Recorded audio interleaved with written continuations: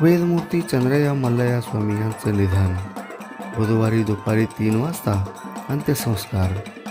अक्कलकोट तालुक्यातील सुलेजवळगेचे रहिवासी पंचांग अभ्यासक वेदमूर्ती चंद्रय्या मल्लय्या स्वामी यांचं बुधवार दिनांक 26 ऑगस्ट रोजी पहाटे 4:30 वाजता किडनी विकाराच्या आजारानं निधन झालं. मृत्यूसमयी ते 75 वर्षांचे होते. गेल्या काही काळापासून ते संधिवाताच्या आजारानं त्रस्त होते. संधिवाताचा त्रास कमी होण्यासाठी सातत्याने ते गोळ्याची मात्रा घेत. त्याचा परिणाम किडनीवर झाल्याने ते गेल्या 2 महिन्यापासून किडनीच्या विकारानं त्रस्त होते. त्यांच्यावर सोलापुरातील एका खाजगी रुग्णालयात उपचार सुरू होतं. अलीकडे त्यांची प्रकृती उपचाराला दाद देत नसल्याने ते त्रस्त होत.